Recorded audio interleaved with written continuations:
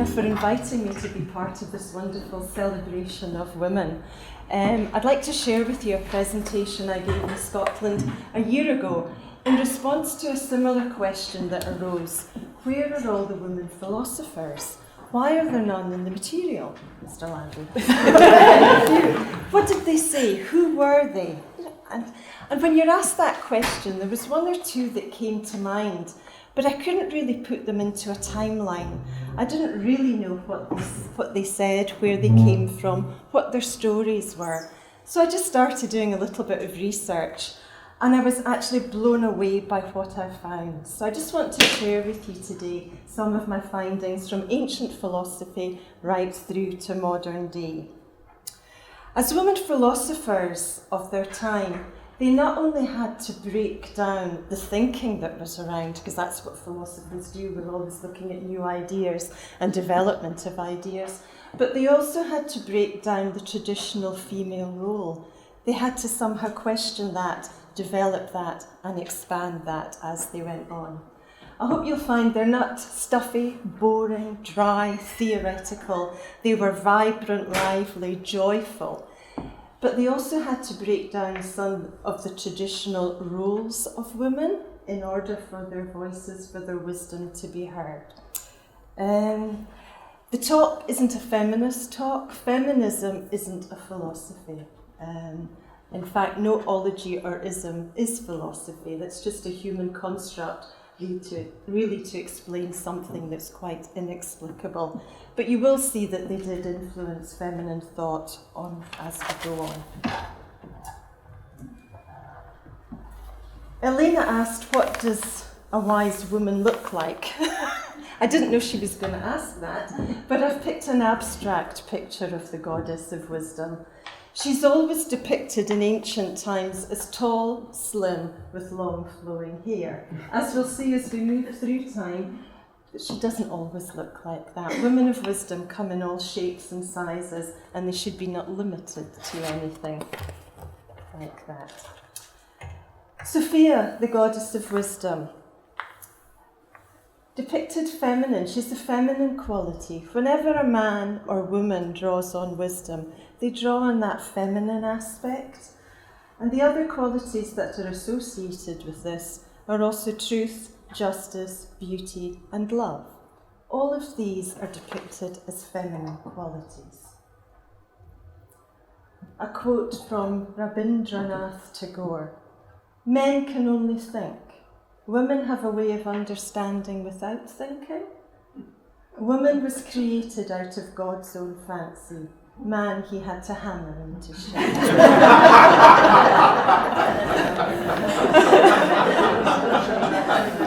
It's not that women can't think, but perhaps we approach things slightly differently. So the scope of the talk, we'll look at some creation myths, philosophers of the ancient world, some medieval philosophers, ladies of the Enlightenment, and some modern influences of popular thought, and perhaps open up some thinking about where does philosophy go in the future and where does philosophy of women go in the future. So, some creation myths, a fall from grace or a love story. If you're brought up in the Western Christian tradition, you're probably brought up with the standard traditional story of Adam and Eve in the Garden of Eden. And there they were. Everything they could ever want was provided for them. But suddenly the woman is tempted by the snake. She's told to go and grab the apple and give it to the man. And that's what she does. Whether she nagged him or what, I don't know. But somehow she persuades the man, Adam, to eat of the apple. And then there's this fall from grace. And I remember hearing that story as a young child. And suddenly there was a certain amount of guilt that was accepted as part of that. Were women so gullible that they could be tempted to take the apple? And then not only that, nag the man so he did the same? And as a child, I remember being told that that's why women have to bear children forever. You know, this pain will come back as a penance for having eaten of the fruit of knowledge. So you can imagine my delight when I joined the school and heard a different creation story from The Way of Hermes, translated by Clem Salomon.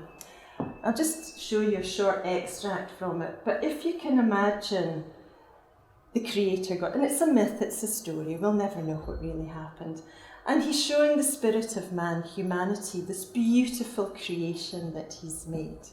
And man wants to go and live there because he sees in himself the beautiful nature of God in the creation. So she, nature, smiled with love, for she had seen the image of the most beautiful form of man in the water and his shadow upon the earth. He, seeing in himself a similar form to his own on the water, fell in love with her and wished to dwell there. Nature, having taken her beloved, enfolded him completely, and they united, for they loved each other. Yeah? Can you imagine the release of guilt that was experienced when you read that? There's no guilt. This whole creation is a love affair between spirit, matter, man and woman. It's quite a different starting point from our traditional one. The gods come in pairs, so to stay with the Egyptian gods for a while, their influence on the Hermetic philosophy. We've got two gods, Tot and Mat. And Tot is regarded as the bringer of knowledge to man. He's the creator. He brought down wisdom, writing. And he's also the Lord of the Moon. He's the one who sets out the measure of the world, the time, the seasons, the weeks, the months, the years. And his consort is the goddess Mat. And she's regarded as the goddess of justice. So whenever man or the creation upsets the balance that Tot created, she comes in to reset that balance. Now, the ancient Egyptians and a number of African tribes also believed that Mat is influential in every aspect of daily life. So even from the smallest thing we do that's out of balance, Mat will be there to restore that balance. She's also said to be there when you die, and she measures your heart against a feather to see how lightly you have lived. She will have her justice, she will have her day, she will right the balance. So, a warning to live life carefully. I'd like to take you now through philosophers of the ancient world. The women of these times, probably not that much of their writings, of their teachings are maintained, but we do hear from writers of that time, of the philosophers, of their influence and from their disciples. No study of the ancient world would be complete without Diotima of Manete. She was a Greek priestess, philosopher, and reputed teacher of Socrates. In the Symposium, Socrates refers to her as his instructress. She taught him about the nature of love and of the Socratic method, teaching by questioning. And she taught him that love is the motive force between spirit, man, and God. So it's love that unites the spirit, the man, and his God.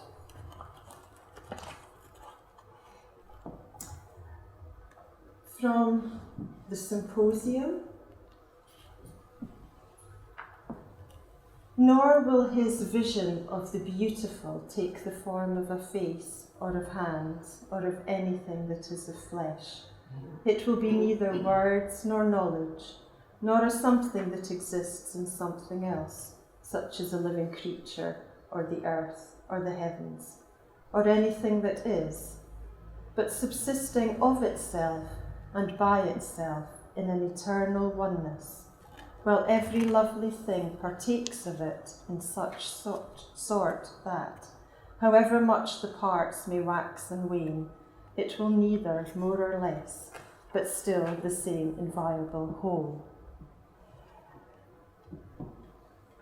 This is part of our early philosophy material, the power of beauty to take one from the beauty of the physical through the abstract, through to unity with the absolute.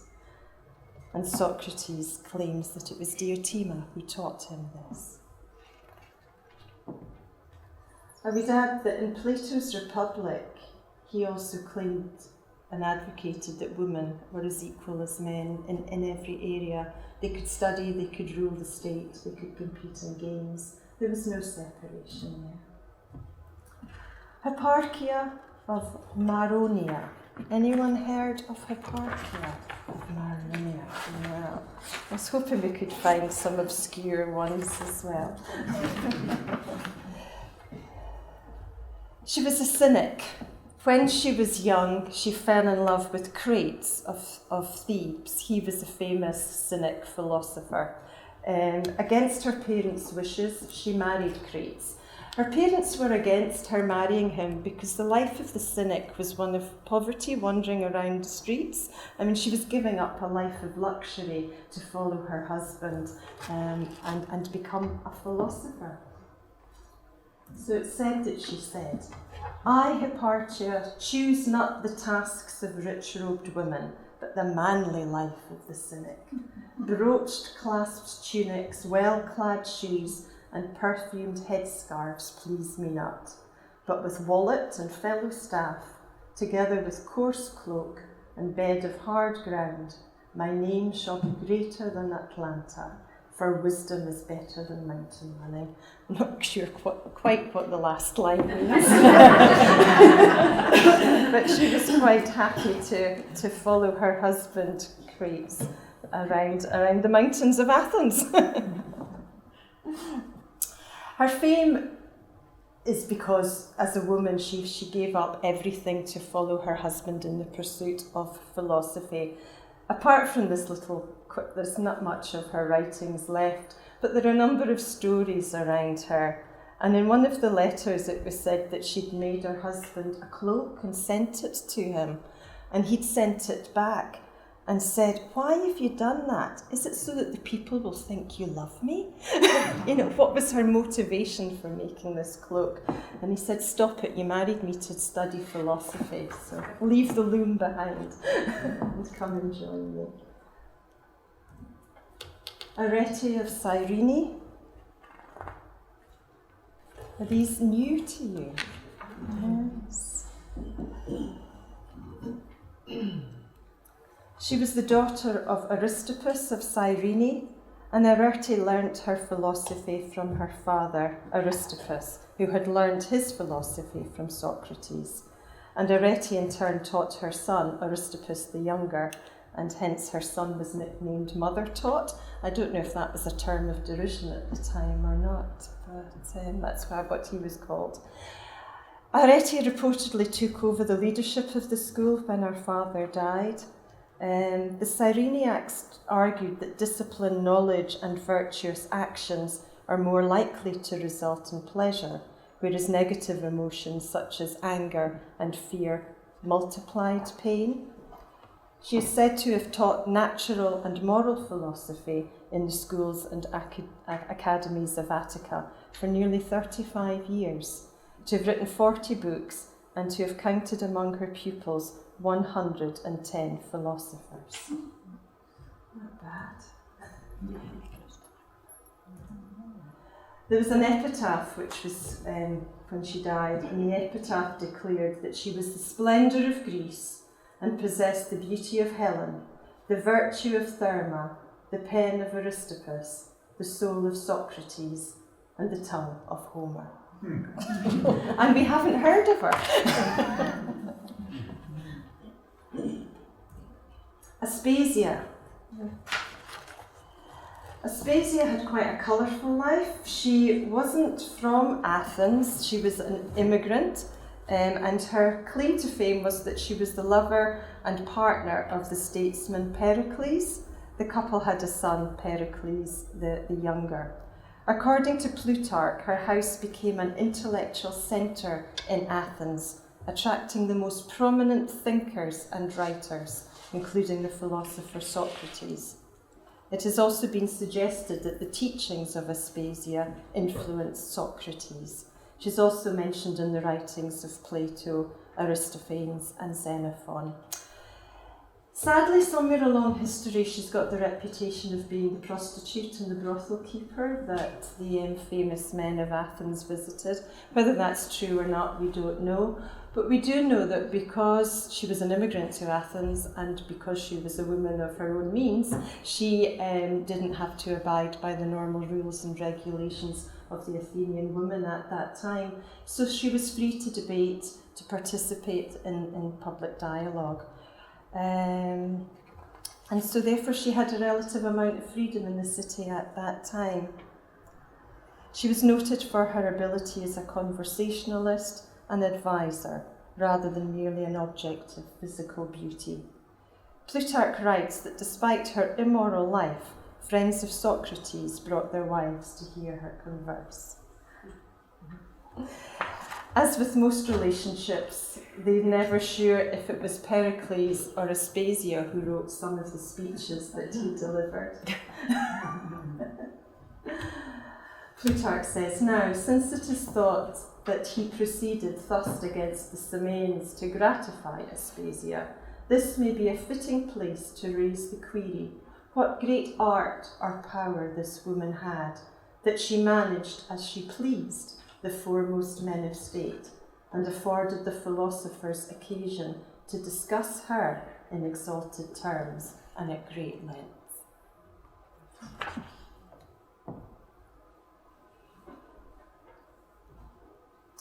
Mary Magdalene.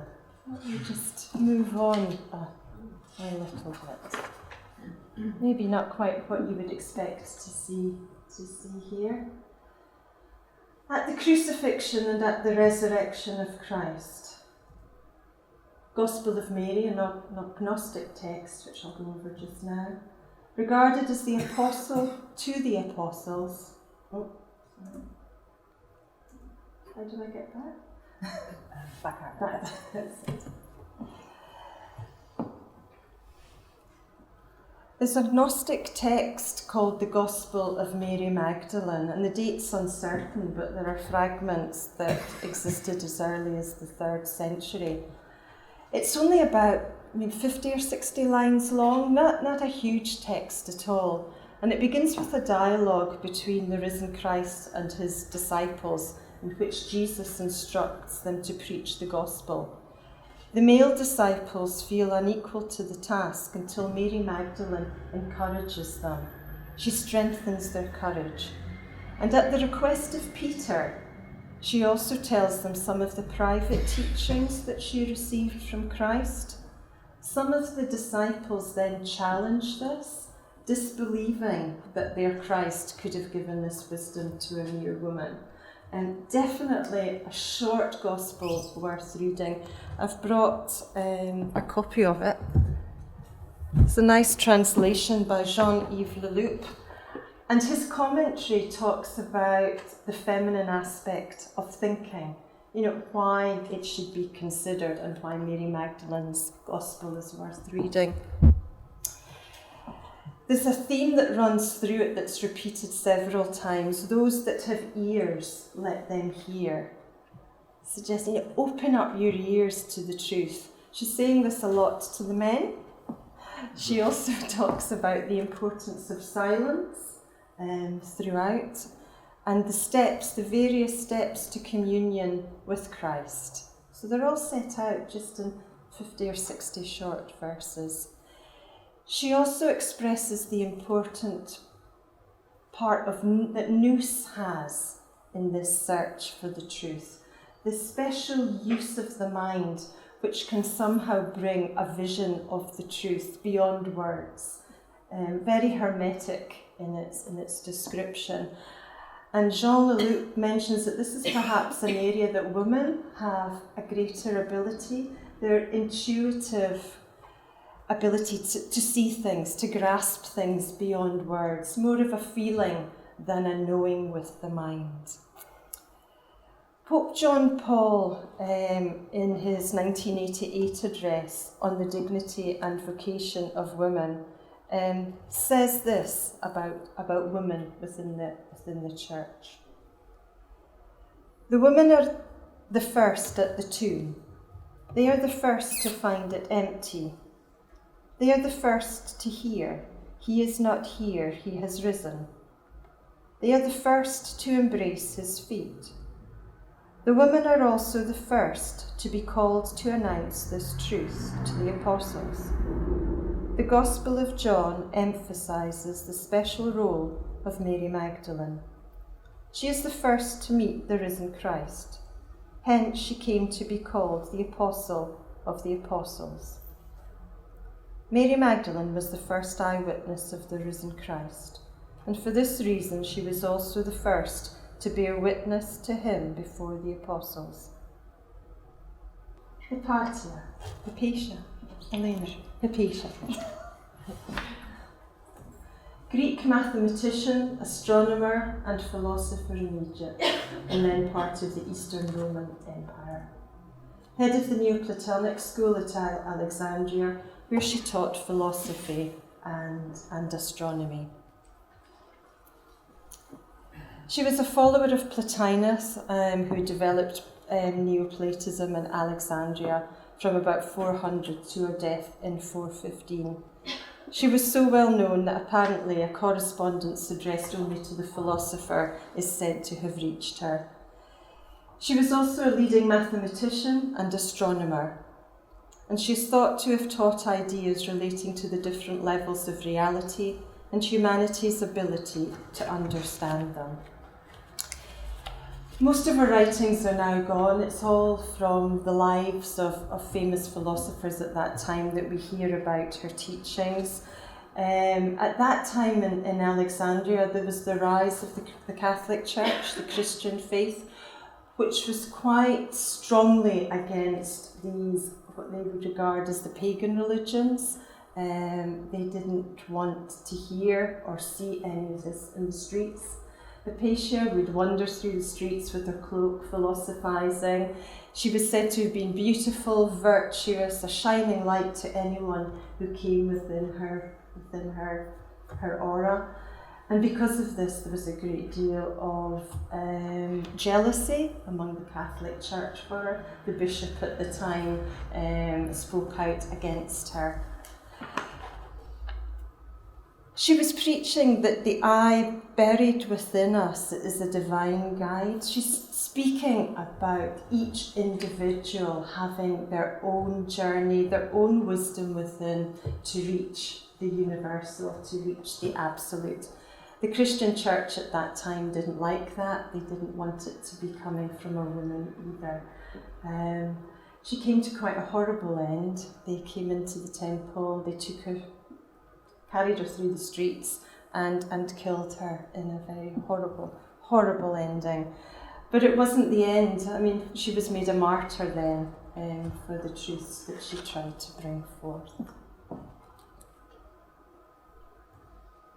Sosipatra of Ephesus, another Neoplatonist philosopher and mystic who lived in the first half of the 4th century, and the story of her life is told in Eunapis' Lives of the Sophists. I included her because there was probably a story that isn't true, but about how she came to be. But it was said that when she was 5 years old, 2 men came to work in her father's estate, and they somehow magically produced all this bounty. And the father had asked, he sensed that they were not of this world. This is a story, remember. And he asked if they could have Sosipatra to teach her for a couple of years. I know not something you would do now, but the father put her into their care. And when he returned a few years later, she'd grown into this beautiful, wise, intelligent woman who was also an oracle. She also had the ability to see the future. So it was said that she was radiant in her beauty and was said to have possessed extraordinary psychic and clairvoyant abilities. And the implication is that these 2 men who had taught her were therefore supernatural beings. It's a nice story. However, it doesn't matter. She still went on to teach, and we do know that she did do that, and that she had a number of followers who considered what she had said. We're going to move away now from the ancient classical philosophers and move on to medieval philosophy. I know it's a massive jump in history from 400 AD to the 10th, 11th and 12th centuries, but there's not an awful lot that we know of in between, but we can only assume that something was going on.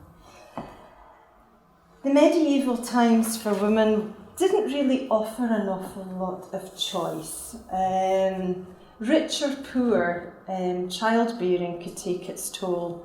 If you were lucky and survived that, then really there wasn't a lot going for you. The ability to study, to progress, whilst in a marriage, wasn't really available for you.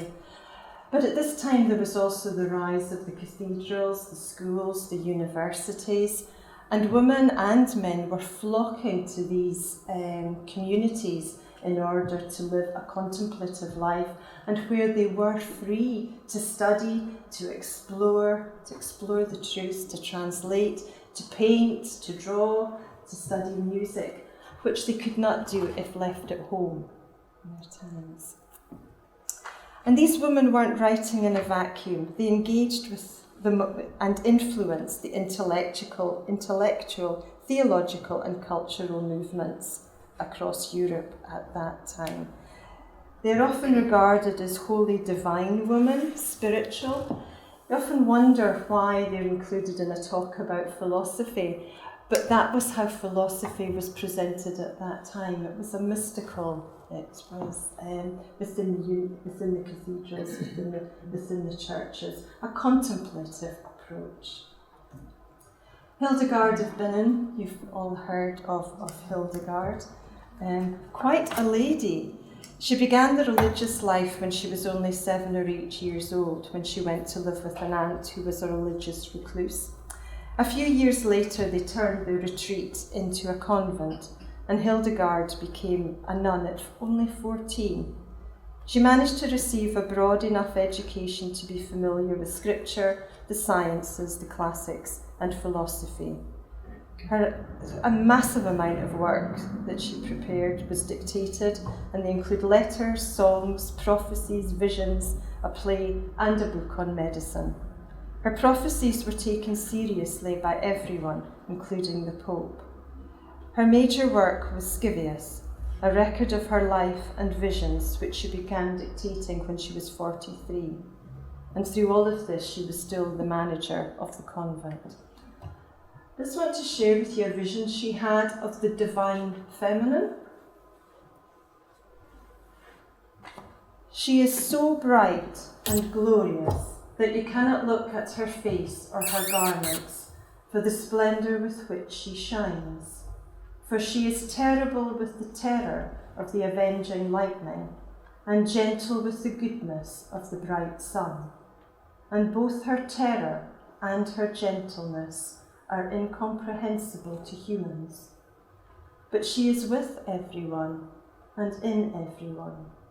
And so beautiful is her secret that no person can know the sweetness with which she sustains people and spares them in unscrutable mercy. What a vision to have of the divine feminine. But she says it's with and in everyone. Yeah, it's in the men as well, this vision, this compassion, this gentleness. We often wonder or talk, what's it like to be a woman of wisdom? That's it. Is it? I could go home now. Perhaps a lady of the medieval times who's a little bit less well known, Herard of Landsberg. Anyone? No? Okay. She's a 12th century Alsatian nun, the abbess of Hohenberg Abbey. And this abbey's still there. It's this tiny little place on a mountain. She's famous. She was the author of a pictorial encyclopedia called Hortus Deliciarum, the Garden of Delights. In this, there's how many? Hundreds, 336 illustrations in this encyclopedia, and they cover representations of theological, philosophical, literary themes. Some are historical, some represent scenes from the actual experience of the artist, and some are pictures of her sisters in religion. The one I want to show you just shows you the cleverness of this lady. It's called the Charmed Circle. I know it's quite small for you there, but if you look in the middle, you've got the goddess Sophia, wisdom right in the middle of this charmed circle. Sitting beneath her are two philosophers. We know one is Plato, we're not quite sure who the other is.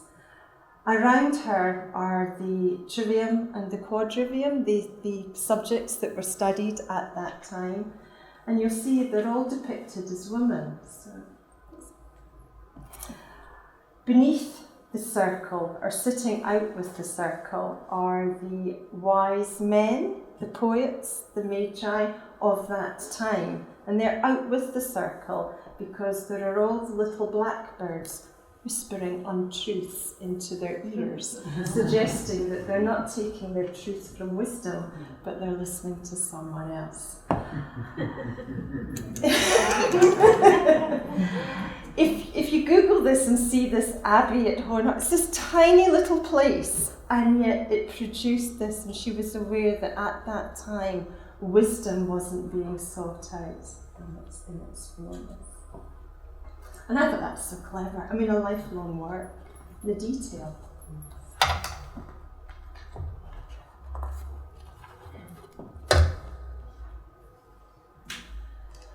Going to move from medieval philosophy. We could have looked at Julian of Norwich and a few more, but they're quite popular. There's a lot written about them. They're easy to find out. I wanted to look now at the dawn of modern philosophy, 16th, 17th century onwards, and I call them the ladies of the Enlightenment.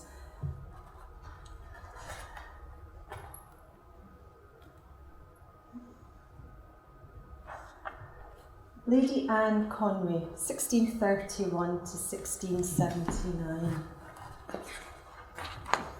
She was an English philosopher whose work was in the tradition of the Cambridge Platonists, and she was an influence on Leibniz. Conway's thought is original as it is rationalist philosophy. She was a follower of Descartes with an interest in the Kabbalah and later Quakerism. She was born Anne Finch, but she had to study philosophy second-hand via her brother under Henry Moore at Cambridge. Her sex debarred her from studying the subject herself, but she corresponded with Moore for most of her relatively short life. She died at the age of 47. She was preoccupied with this question of substance, and she doubted the existence of inert matter. She developed a God-based theory of nature as an integrated mental and material order. And on nature, she said that life and figure are distinct attributes of one substance. So definitely a philosophy of unity there. It's interesting that in spite of the limitations pressed upon her, she was able to study philosophy via her brother, and obviously met a kindred spirit who was happy to communicate with her. And to be remembered, and for her work to be considered. Emily du Châtelet, anyone know of Emily? Probably more famous as the lover of Voltaire, but quite an inspirational and intelligent woman of her own time. She was a French mathematician, physicist, and author during the Age of Enlightenment. She translated and commented on Isaac Newton's Principle of Natural Mathematics. Her translation of Newton's work from Latin to French is still used today, and yet nobody knows of her outside of France, and very little in France as well. She was married to an aristocrat at the age of 19. She had children. He seemed to be quite a lenient man. He didn't object to her taking Voltaire as her lover. They were lovers for 10 years and remained friends until she died 15 years later. They regarded each other as soulmates. They influenced each other, their writings. They competed in essay competitions against each other. She died in childbirth again at a young age. I've brought one of her little books, which are reflections on happiness. And she says, what is it that makes us happy? And she goes through health, freedom from prejudice, if we're not susceptible to illness, our sense of purpose in life can make us happy. She also says that when time passes and you're no longer able to enjoy your lovers, you then can resort to study for your pastime, and that will bring you wisdom. But she does say, wisdom must always lead in the game, for being wise is synonymous with being happy, at least in my dictionary. Voltaire called her and nicknamed her Pom-Pom Newton, for the fact that she loved these frivolous little lady things. She loved the pom-poms of life and the jewellery and the scarves. But she was Pom-Pom Newton because she had a great understanding of maths, of physics, of science. Her father had encouraged her to study as a young girl.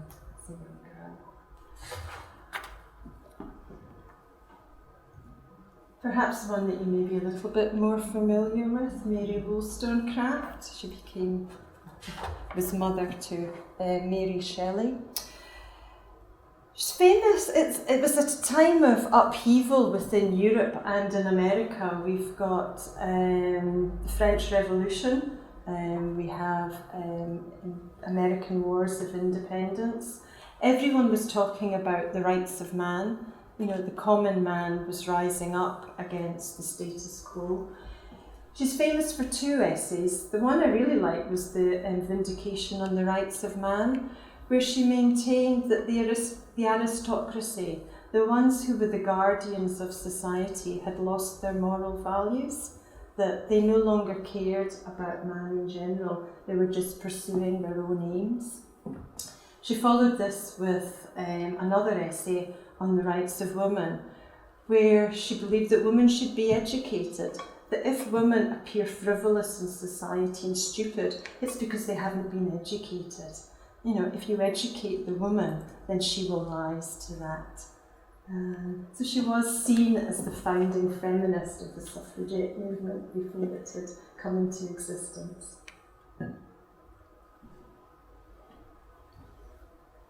She also said that no man chooses evil because it is evil.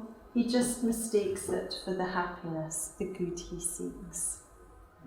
So very, very generous. Again, an unconventional woman broke away with the norms of society at that time. Harriet Taylor Mill, we've all heard of Stuart. John Stuart Mill's autobiography. He claimed that she was the joint author of most of the books and articles published under his name. And it was he that stated, "When two persons have their thoughts and speculations completely in common, it is of little consequence in respect of the question of originality, which of them holds the pen."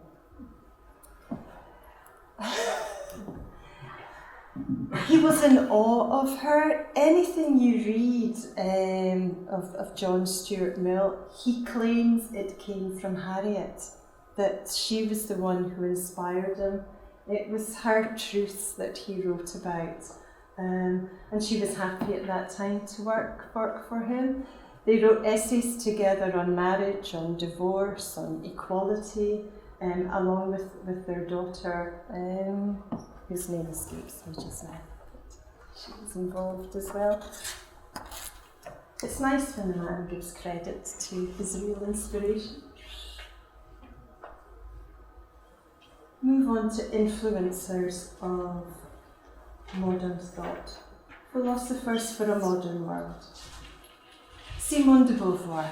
I'm sure we've all heard of Simone de Beauvoir. Yeah. I think she was probably my first step into philosophy at the age of 16. Her book, The Second Sex, I remember reading it, hiding it under the covers so nobody would see me reading it, not understanding a word of what she was talking about. But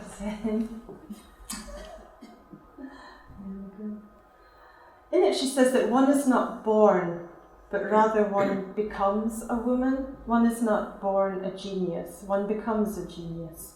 I wish that every human life might be pure, transparent freedom. She was claiming that women aren't born as women.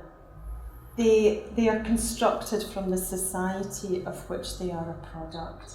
So we don't really know what a woman is. That was her argument. And that we're always being measured against a man. You know, what is the norm for a woman? It is not something of a man. It is a woman in her own right. And we need to come into that. You know, what does it really mean to be that woman? So it's something we have to grow into.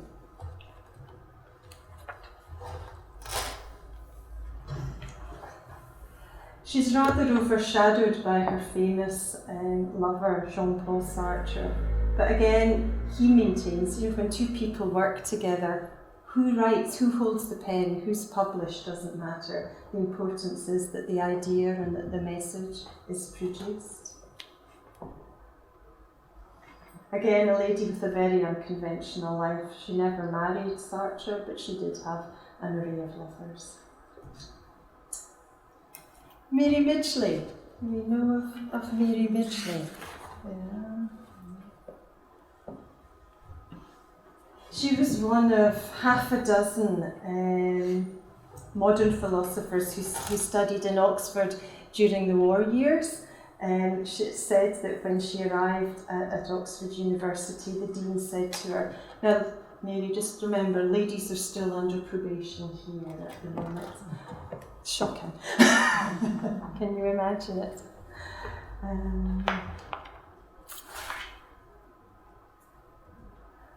The Guardian described her as a fiercely combative philosopher and the UK's foremost scourge of scientific pretension. Her arch nemesis is Richard Dawkins. They have many public debates, and it's not that she is against the scientific method, she's just against the pretension of the scientific method, that science can explain everything.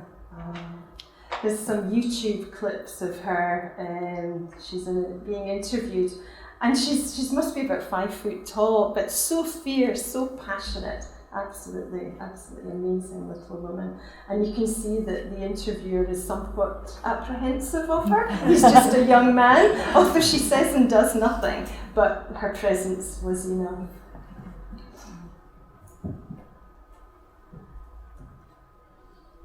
Her autobiography is called The Owl of Minerva, and I find this so interesting. Midgley started life studying the arts. She wanted to be an author. And then at 59, she started writing about philosophy. And she said that she only started at the age of 59 because she knew nothing before that age. And so her autobiography was called The Owl of Minerva, because the Owl of Minerva only spreads its wings at dusk. So wisdom only rises at the end of the day, and she's regarded as great. So I think the next celebration should be ageing philosophers, because we only come into our own at 59.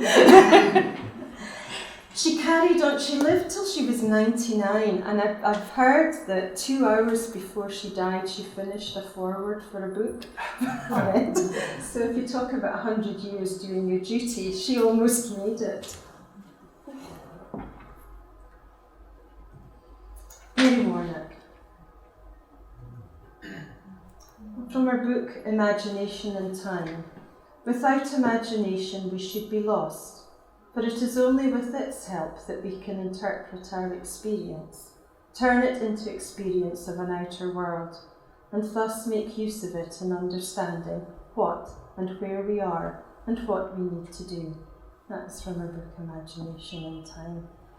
She's famous for heading up the ethics committees on embryo fertilisation, testing and surrogacy. Again, another regarded as one of the greatest philosophers of our time. She managed to balance running a home, bringing up 4 children, and becoming head of these ethics committees. She didn't see any difference in importance in any of these, and she easily managed them all. It was important for her not only to see and do what she needed to do in the world, but she also had to make sure that home life was stable and secure for her husband and for her children. They said that she had boundless energy and easily managed everything. She also wrote a book, Women Philosophers, and it is women philosophers from the 16th century onwards. And it's their academic approach, the ideas that they used. And I thought, I'll have to read it. But it was so funny. She does a little story of each of these philosophers, women, and just little sound bites of what they spoke about, and just to see the wit and the wisdom and the way they could reason important topics at the time. Definitely worth a read. It looks dull, but it's actually so full of fun and humour and joy.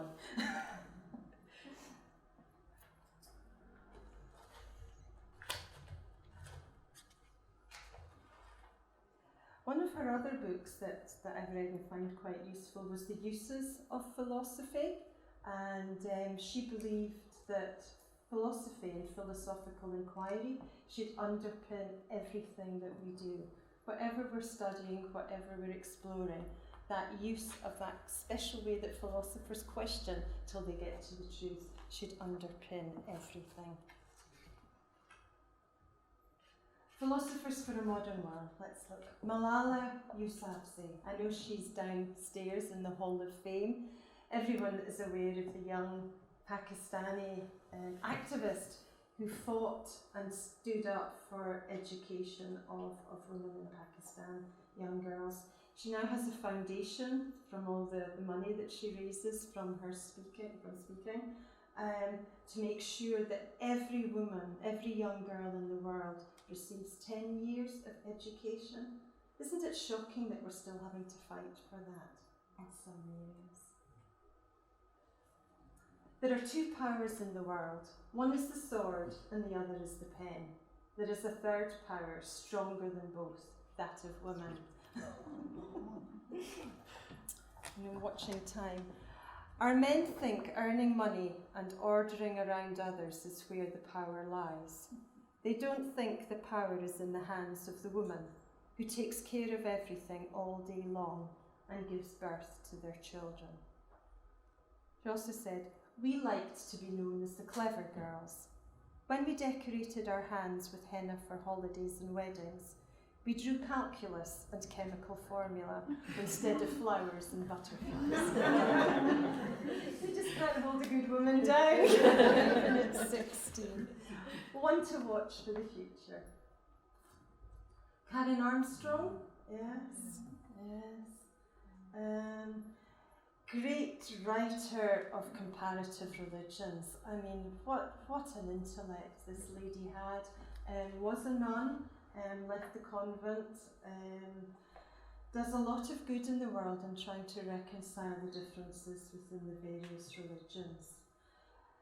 Famous for bringing back the Golden Rule, and she says what we need now is a new kind of religious discourse that goes back to the core values of the religion. Every single one is based on compassion and on the Golden Rule, first propounded by Confucius 500 years before Christ. Do not do to others what you would not like them to do to you. Look into your own heart, discover what it is that gives you pain, and then refuse, under any circumstance, to inflict that pain on anybody else. This is civilization. The Golden Rule is the basis for civilization. Her money that she was awarded for one of her TED Talks, she started up this Charter for Compassion. It's an online resource that individuals, organisations, governments can sign up to. It's based around her book, 12 Steps for Compassion. Apparently, when she came to Glasgow City Council were quite keen to sign up for a Charter for Compassion. I don't know if they ever did and if they're still aspiring to it. But what has come out of Scottish Government lately is a view that whenever any new policies come into force, when they're being debated, there has to be an emotional and a compassionate element that's considered at the same time. And there's been a joint working group set up, funded by the Carnegie Trust, to make sure that whatever we're doing has compassion and fairness as its basis. So I don't know if it's directly linked, but the idea is out there. My final lady for this talk is Wangari Maathai Maathai. She was the lady that really spoke to me from our current era. Black, African, Kenyan woman, studied in the West. She was the one who established the Green Belt movement in response to the mess that the industrialists were making of her land, of her country. So she speaks a lot about the indigenous wisdom that's there, that her culture was being ravaged because the British came in and said everyone must speak English. You know, all the native wisdom was being lost. And she said something lovely in her book, that the wisdom of the culture of the tribe is passed on by the mother in the songs and the words that she uses. I thought we've lost that connection. You know, where do our children get their wisdom from now? You know, are they still getting it through the mothers, through the songs, through the stories, or is it through the internet? It's interesting that we're looking at sound in various places just now. There comes a time when humanity is called to shift to a new level of consciousness, and that time is now. Sadly, she died in 2011, but her legacy lives on. For me, she just spoke about her love for the land. We talk about loving nature, loving land, but I thought, do I really, speak up against the use of plastics? But she would actually get out into the fields with the native women and plant trees. And some of her contemporaries sort of looked down on her, why are you going out with a common woman to plant trees? And just because it's my land, it's my future. She felt it. It wasn't just an academic pursuit, although she was highly educated in that. She realised you have to do something practical, so she really spoke up. I know. One quote from... Throughout my life, I have never stopped to strategise about my next steps. I often just keep walking along through whichever door opens. I have been on a journey, and this journey has never stopped. When the journey is acknowledged and sustained by those I work with, they are a source of inspiration, energy, and encouragement. They are the reasons I kept walking and will keep walking, as long as my knees hold out. Thank you. Thank you. Can everybody please